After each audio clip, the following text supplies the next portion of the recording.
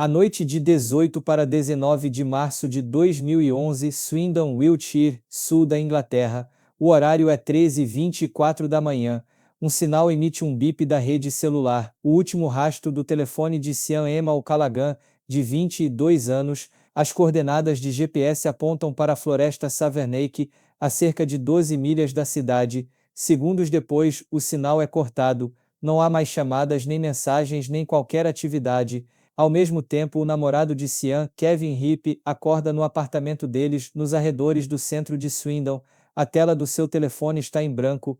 Ele envia uma mensagem, abre aspas, onde você está, fecha aspas, mas não obtém resposta. Minutos se passam. Ele tenta ligar novamente, mas ninguém atende. O que Kevin não percebe é que a caminhada da boate onde Sean passou a noite com amigos até a casa deles era de apenas cerca de meia milha. Ela nunca chegou tão longe. Lá fora a cidade dorme.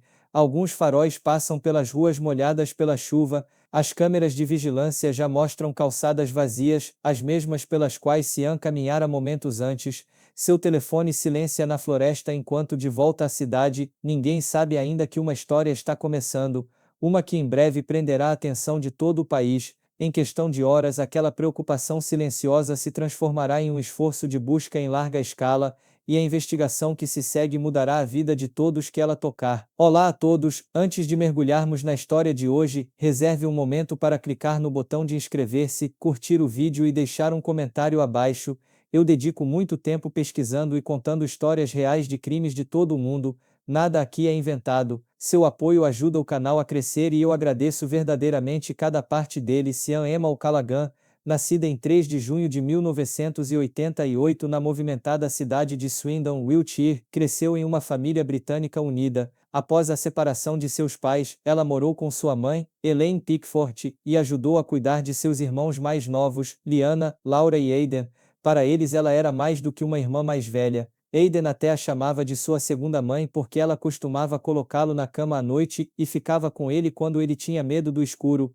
Pessoas próximas a Sean a descreviam como bondosa, atenciosa e calma sob pressão. Sempre disposta a ajudar, ela se mantinha longe de dramas e discussões. Seus amigos a apreciavam por ser uma ótima ouvinte, por seu senso de humor suave e pela maneira como trazia ordem e calma para as vidas ao seu redor. Ela não buscava emoções fortes ou reconhecimento. Sonhava com coisas simples, um emprego estável, uma casa própria e algum dia uma família. Depois de terminar a escola, Sean percebeu que um caminho acadêmico tradicional não era para ela.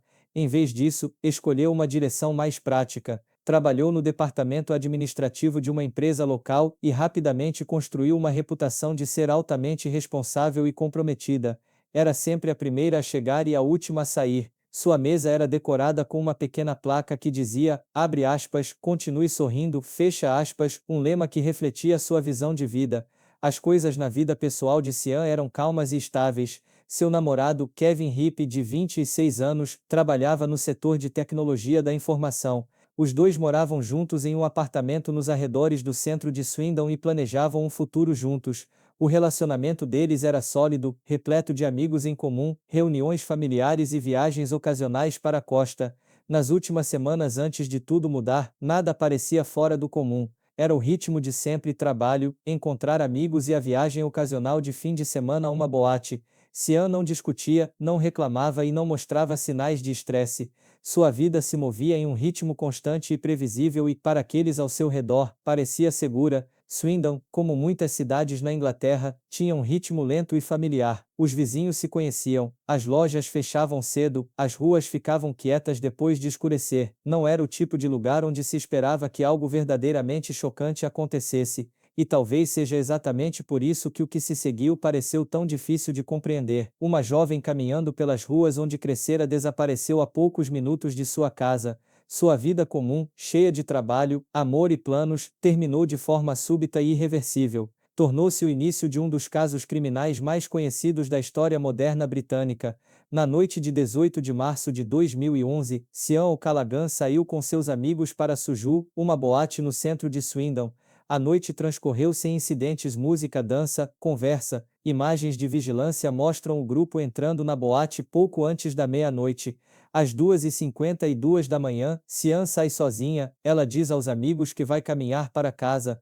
O apartamento que divide com Kevin fica a apenas cerca de meia milha de distância. As câmeras a registram caminhando pela rua, dobrando uma esquina e então ela desaparece de vista.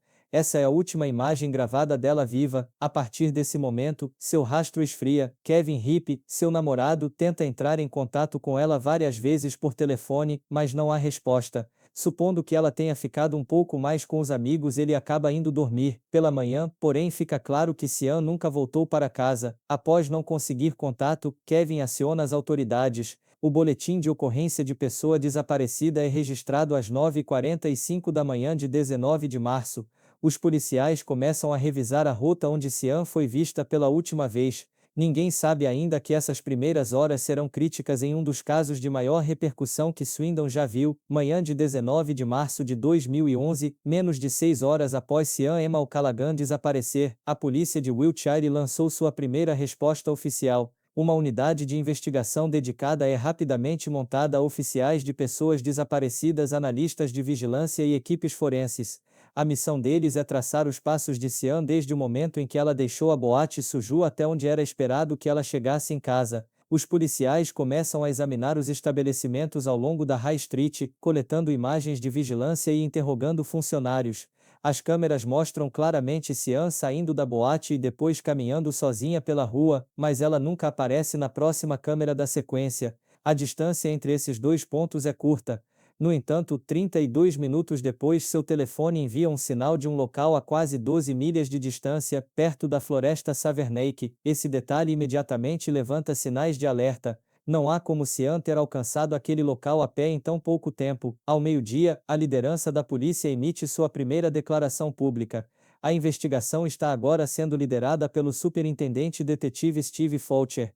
Em uma breve coletiva de imprensa, ele insta o público a se manifestar com qualquer informação e enfatiza que isso pode envolver uma ameaça real e ativa. Ao mesmo tempo, os esforços de busca começam em um raio de várias milhas da boate e ao longo das estradas que levam ao leste, saindo de Swindon.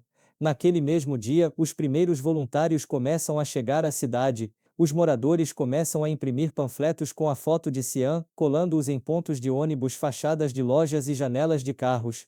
Ao cair da noite, centenas de residentes preocupados se juntaram à busca. Em 24 horas, quase 400 pessoas estão trabalhando ativamente ao lado da polícia. Em 20 de março, surgiu a notícia de uma mensagem privada enviada à imprensa. Um doador anônimo está oferecendo uma recompensa de 20 mil libras por qualquer informação que possa ajudar a encontrar Sean. O caso escala instantaneamente. As autoridades aumentam a presença de patrulhas, montam um quartel-general temporário e lançam uma linha direta para denúncias. Mas nos bastidores os investigadores estão encontrando obstáculos. A rede de câmeras capturou apenas parte da rota de Sean, não há testemunhas conhecidas, nem sinais de luta, nem pertences descartados. A única pista que tem é o telefone de Sean, e ele ficou mudo. A cidade entra em um estado de espera ansiosa, repórteres começam a encher a praça principal de Swindon e a TV nacional transmite atualizações diárias. Sob pressão da mídia, boatos começam a se espalhar, tudo desde um assalto que deu errado até teorias sobre Sean ter fugido. Sua família e amigos vêm a público para desmentir essas afirmações. Kevin, seu namorado, aparece na câmera, implorando por seu retorno seguro. As autoridades trabalham para gerenciar o crescente fluxo de informações, mas a atenção está aumentando rápido. Para uma cidade como Swindon, conhecida por sua tranquilidade e segurança, isso é um choque. Em questão de horas, torna-se o foco de uma investigação nacional. E a cada hora que passa sem respostas, a ansiedade apenas aumenta. Ao final das primeiras 24 horas, os detetives têm apenas fragmentos, uma rota possível, uma janela de tempo e a última localização conhecida do telefone. Todo o resto é um mistério. Enquanto o público mantém a esperança de que Sean retornará para casa em segurança, os investigadores estão começando a perceber que isso pode ser muito mais complicado do que apenas um caso de pessoa desaparecida. Alguns dias após o desaparecimento de Sean, a investigação obteve seu primeiro grande avanço. Os detetives, após revisarem dezenas de horas de imagens de vigilância da cidade, avistaram algo incomum: um Toyota Avensis escuro aparecendo perto da área onde Sean foi rastreada pela última vez. O carimbo de data Rora na filmagem correspondia ao horário em que Sean havia deixado o centro de Swindon. O veículo desacelera para brevemente e depois segue em direção à rodovia do leste. Para os investigadores, isso se tornou uma pista crítica. Ao checar as placas, chegaram ao proprietário registrado Christopher Halliwell, de 47 anos, residente de Swindon. Os registros oficiais o listavam como um motorista de táxi licenciado. Seu histórico era quase limpo, exceto por algumas infrações menores. Na superfície, ele parecia ser um cara comum. Trabalhava à noite e morava com sua companheira Heather Widowsen, e criava 3 filhos. Vizinhos e colegas de trabalho o descreviam como quieto, confiável e trabalhador.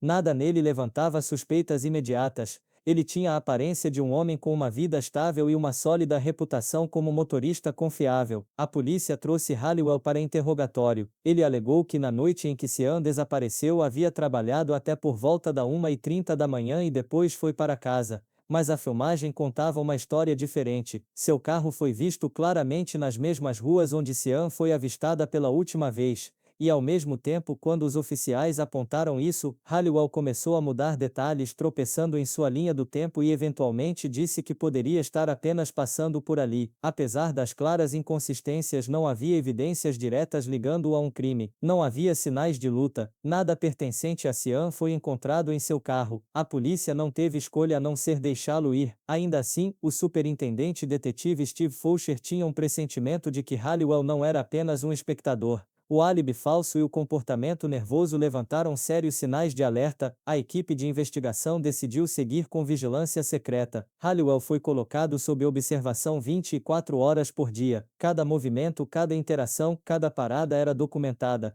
Seu telefone foi grampeado e um rastreador GPS foi instalado secretamente em seu carro. Por vários dias a rotina de Halliwell pareceu perfeitamente comum. Ele ia trabalhar, abastecia o carro, fazia compras, mas essa própria normalidade começou a preocupar os investigadores. Ele estava sendo cauteloso demais, evitando conversas, fazendo rotas desconhecidas como se sentisse que alguém o estava observando. A operação de vigilância continuou. Os detetives monitoravam todas as suas ações, registrando cuidadosamente suas rotas e paradas. Em 24 de março de 2011, Halliwell saiu de casa em seu Toyota Avensis, parou em um posto de gasolina e comprou um galão de combustível. A equipe manteve-se próxima. Ele dirigiu em direção aos arredores de Swindon, e depois além dos limites da cidade para uma área rural sem câmeras de vigilância. Seu carro parou perto de uma área arborizada. Do porta-malas ele retira um fardo, que mais tarde confirmou-se serem as capas de tecido dos assentos de seu carro. Ele as estende cuidadosamente no chão, encharca-as com gasolina e ateia fogo. Oficiais observando à distância capturam toda a cena em vídeo. As chamas consomem o material rapidamente e em poucos minutos nada resta além de cinzas. Para os investigadores, esse foi o ponto de virada, uma tentativa inconfundível de destruir evidências. A ordem para detê-lo veio imediatamente. Christopher Halliwell é preso no estacionamento de um supermercado logo após retornar da viagem. Ele não resiste. Alega que estava apenas trocando o estofamento. Ele é levado diretamente ao superintendente detetive Steve Fulcher, o líder do caso. Agora o procedimento padrão seria levar o suspeito à delegacia, preencher a papelada da prisão e fornecer acesso a um advogado, mas Fulcher sabe que eles estão correndo contra o relógio. Cada minuto que passa pode significar a perda da chance de encontrar Sean viva. Ele toma uma decisão controversa. Em vez de seguir para a delegacia, Fulcher leva Halliwell para as colinas perto de Oxford. Seu objetivo é simples: fazê-lo falar dentro do carro. Uma conversa tensa e comedida se desenrola. Fulcher nunca ameaça, nunca faz promessas. Ele fala à consciência de Halliwell. De forma direta, abre aspas, onde está Sean, fecha aspas. Ele pergunta. Horas se passam sem resposta. E então, Halliwell finalmente quebra o silêncio. Abre aspas, eu levo você, fecha aspas, diz ele. Sob pressão, Halliwell cede. Ele concorda em levar Fulcher ao local onde está o corpo da jovem. A partir deste momento, o caso de Sean não é mais classificado como uma investigação de pessoa desaparecida. Torna-se um caso de crime violento. Fulcher está plenamente consciente de que acaba de sair do protocolo. Aquilo não foi um interrogatório formal. Não havia advogado presente. O suspeito não foi levado a uma delegacia, mas Fulcher tomou aquela decisão deliberadamente porque, se tivessem seguido o procedimento ao pé da letra, aquela confissão poderia nunca ter vindo. Nas horas seguintes, Fulcher processa a prisão de acordo com as regras, mas já está claro que os passos que ele deu, embora tenham feito o caso avançar, teriam um custo pessoal que acabaria mudando o curso de sua própria carreira. 24 4 de março de 2011, após a confissão de Halliwell, unidades policiais começam a seguir para o leste de Swindon. Um comboio de veículos move-se lentamente por uma estrada rural estreita que leva à floresta Savernake, uma vasta área remota que se estende entre Marlborough e Hungerford. De acordo com o suspeito, é aqui que o corpo de Sean O'Callaghan pode ser encontrado. Halliwell aponta para um pequeno pedaço de terra logo após uma estrada rural. O detetive Fulcher registra as coordenadas e comunica a localização pelo rádio. Em poucos minutos, peritos forenses e a equipe de investigação chegam ao local. A área é isolada, luzes portáteis são montadas e o trabalho começa imediatamente. Cada centímetro é cuidadosamente examinado. O solo é removido camada por camada para evitar danos a qualquer evidência potencial. Após várias horas logo abaixo da superfície, eles descobrem um corpo humano parcialmente envolto em tecido. Embora a identificação formal esteja agendada para mais tarde, ninguém na equipe de investigação tem dúvidas de que é ela. A autópsia conduzida pela unidade de patologia forense de Wiltshire confirma a causa da morte. Há sinais de traumatismo por força contundente na parte de trás da cabeça, provavelmente causado por um objeto pesado. Além disso, várias feridas perfurantes são encontradas no tronco. Não são detectados sinais de agressão sexual. Os especialistas concluem que o ataque foi súbito e breve. Sean muito provavelmente perdeu a vida pouco depois de entrar no veículo. No local da escavação, há um silêncio pesado. A equipe trabalha sem falar. Todos os presentes entendem a gravidade do momento. Para eles este não é apenas mais um caso, é pessoal. Fulcher fica de lado, sem interferir, observando silenciosamente enquanto o corpo é removido da terra. Sua decisão anterior de contornar o protocolo agora parece justificada. Sem ela eles poderiam nunca tê-la encontrado. Naquela noite, a notícia chega à mídia. Em Swindon começa um luto público. As pessoas deixam flores do lado de fora da boate Suju, onde Sean foi vista viva pela última vez. Velas são acesas na entrada. Notas manuscritas e mensagens de tristeza aparecem ao longo das grades. Para esta cidade pequena e tranquila, é um golpe devastador. A história de uma jovem que desapareceu há apenas minutos de casa termina em tragédia. A polícia confirma oficialmente que o corpo encontrado é de Sean Emma O'Callaghan, de 22 anos, residente de Swindon. A investigação entra agora em uma nova fase. Isso não é mais um caso de pessoa desaparecida, é classificado como um crime de grande porte. Christopher Halliwell é levado sob custódia e Fulcher se prepara para documentar formalmente a confissão que se tornou o divisor de águas no caso. A floresta Savernake, antes apenas parte da paisagem pitoresca, agora se torna um símbolo de perda. O lugar onde a vida de uma jovem terminou e onde uma das investigações mais significativas de Wiltshire começou. Mas assim que a equipe começa a processar a gravidade do que descobriram, Halliwell fala novamente. Após confessar seu envolvimento na morte de Sean O'Callaghan, ele calmamente diz ao detetive Fulcher, abre aspas, há outro corpo, fecha aspas. Ele não dá um nome, diz apenas que aconteceu há muito tempo. Os investigadores não perdem tempo, começam a vasculhar a área próxima, a apenas algumas centenas de metros de onde Sean foi encontrada. Equipes forenses descobrem ossos e restos de roupas. O teste de DNA confirma a identidade. Os restos mortais pertencem a Rebecca Godden, de 20 anos, que desapareceu 8 anos antes em Swindon. Na época, seu desaparecimento não levantou alarmes. Acreditava-se que ela simplesmente tivesse fugido de casa. A história de Beck foi trágica. Em sua adolescência, ela lutou contra o vício e passou por várias instituições de tratamento, mas em certo ponto, ela deixou a reabilitação e nunca mais voltou. Nos anos que se seguiram, ela viveu em situação de rua. Sua mãe, Karen Edwards, continuou procurando por ela, mas todos os esforços foram em vão. Agora a polícia estava dizendo a ela que Beck havia sido encontrada. Para Karen, a notícia foi ao mesmo tempo devastadora e uma espécie de desfecho. 8 anos de incerteza haviam chegado ao fim.